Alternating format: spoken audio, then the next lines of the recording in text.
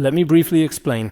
Next, among the 4 kinds of practices mentioned in the Buddhist scriptures, the last one, the 4th, is to refrain from speaking harsh words.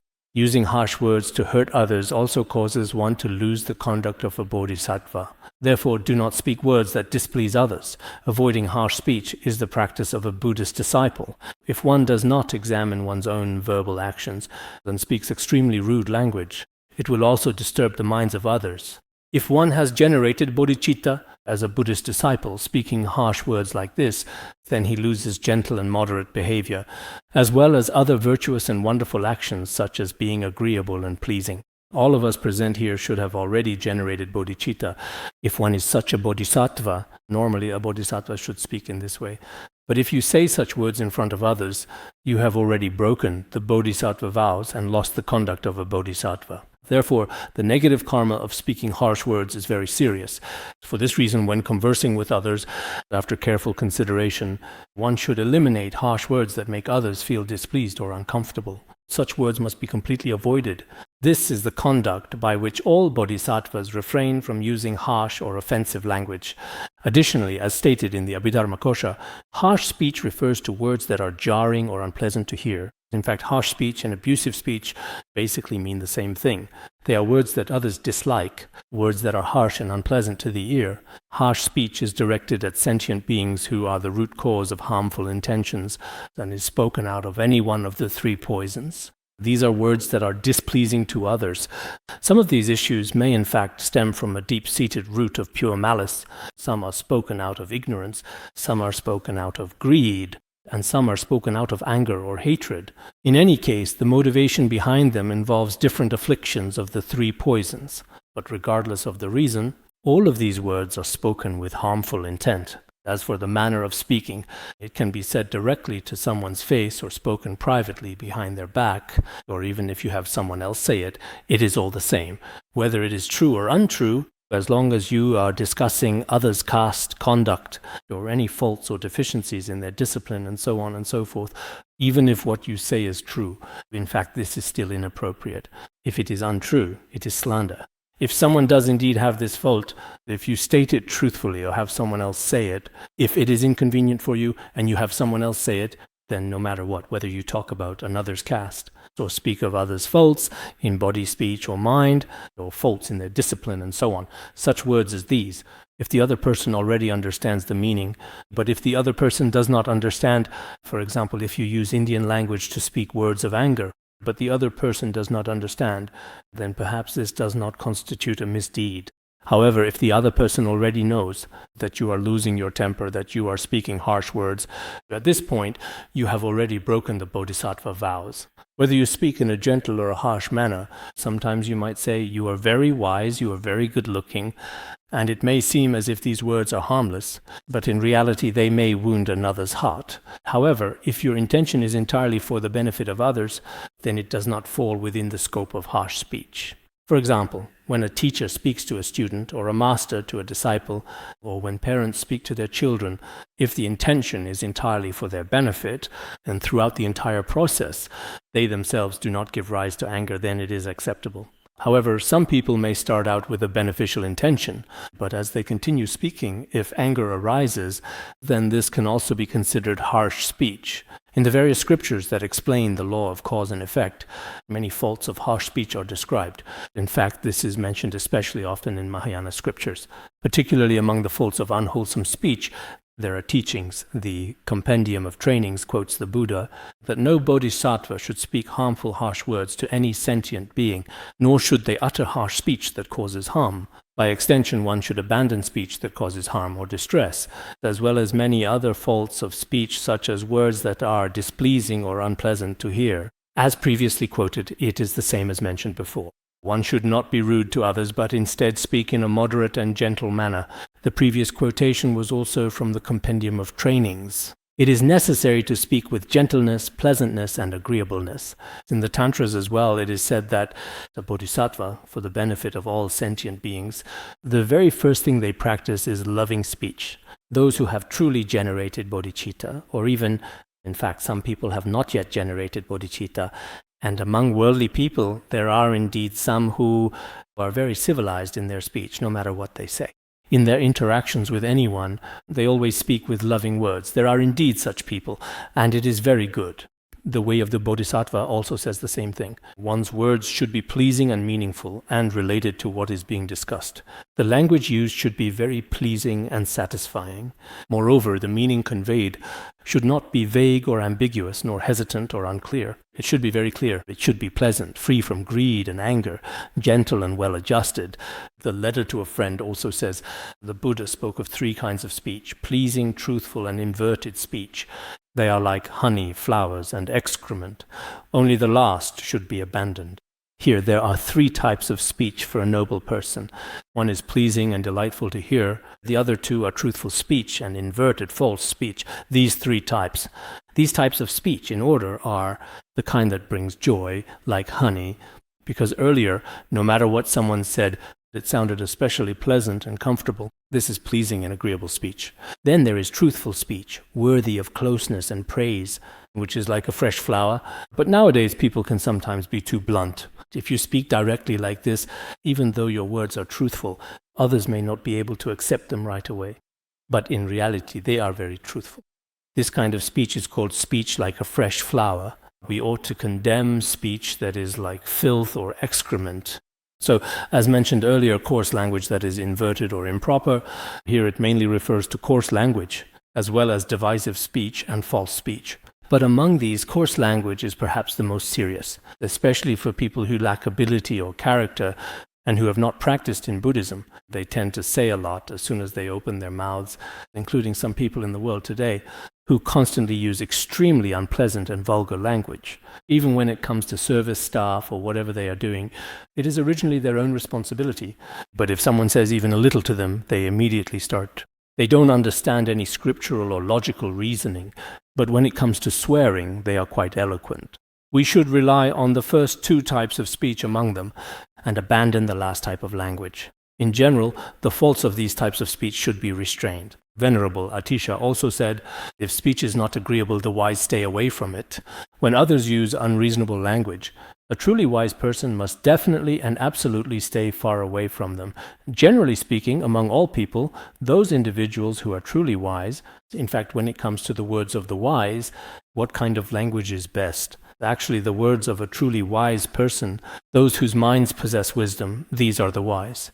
Some people may be quite articulate, but in actual reality they are not necessarily all that wise.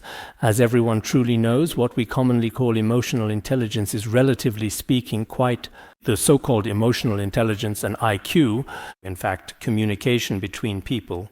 Those who are especially skillful at it can be considered wise. The words of the wise generally avoid these things.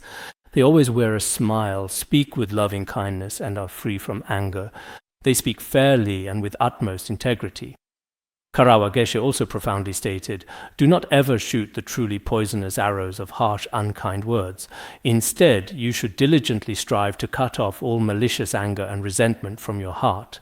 Chakawa Geshe also admonished, do not utter harsh and evil words. Harsh and evil words, as mentioned below, are also included. Next, do not strike at others' vital points. Do not attack others at their most vulnerable spots. Nor should you ever resort to using harsh, unkind, or evil language in your interactions.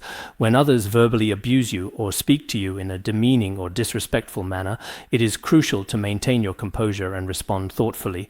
You should not retaliate or respond in kind, repaying evil with evil. Exposing others' faults or using curses to harm non-humans, saying harsh words that hit where it hurts.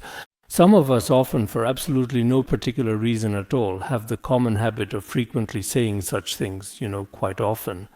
Words that hurt others at their most vulnerable points. In fact, this is extremely unreasonable. Venerable Rinpoche, the Bodhisattva Tokme Sangpo, also said, speaking too much can give rise to unwholesome karma. Even worldly people say too many words lead to mistakes.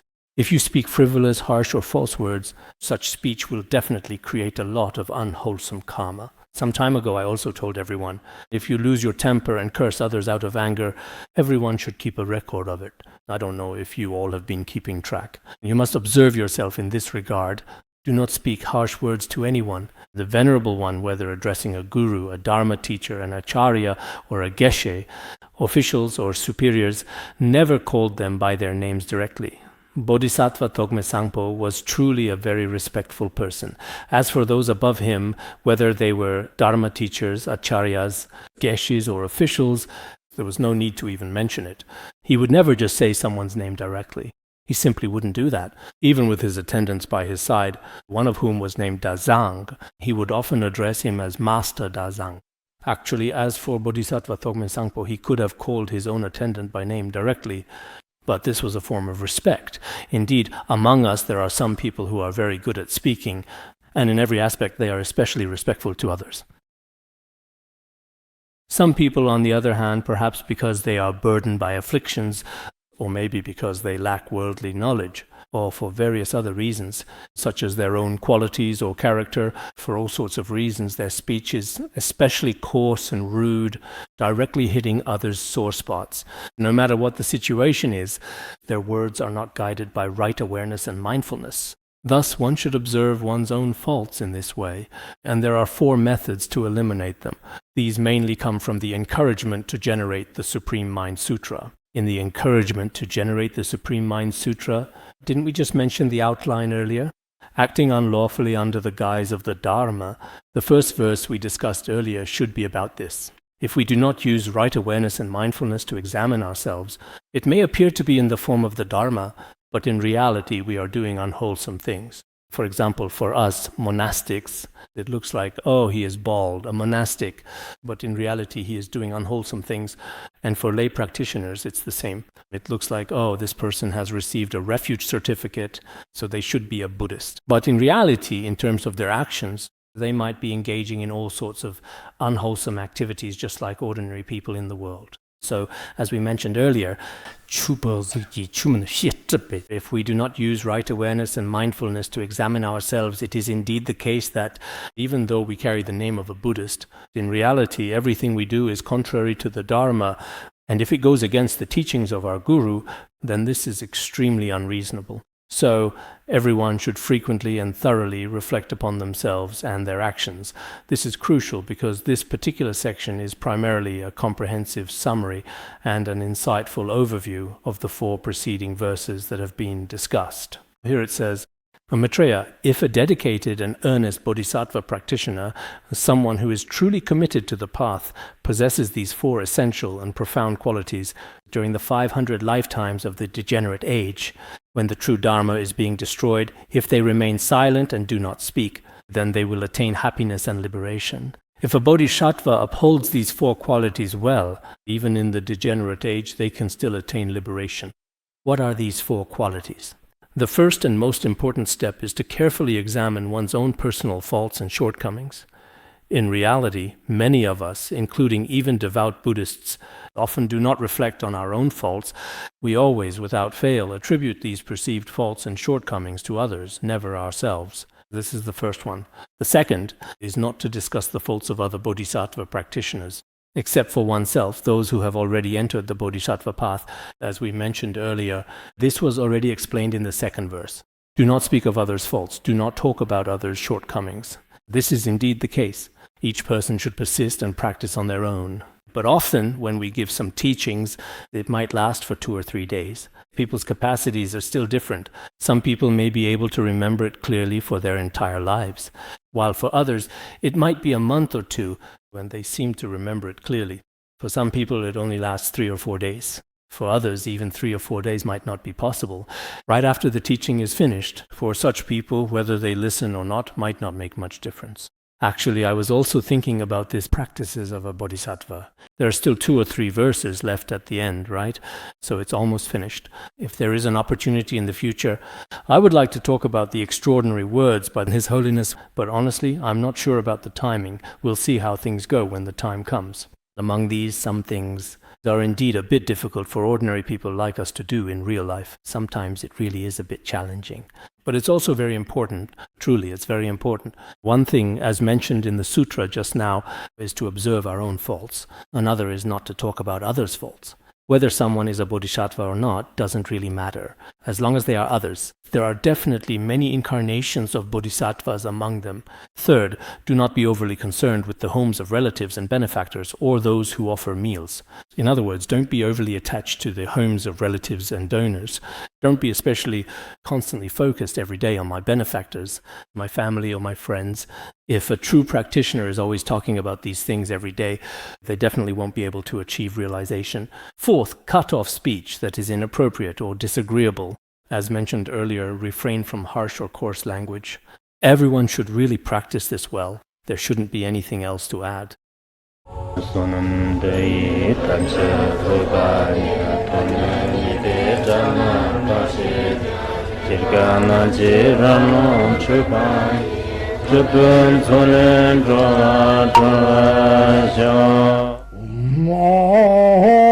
Bandangara Badna Sodargye Bandangara Badna Sodargye Bandangara Badna Sodargye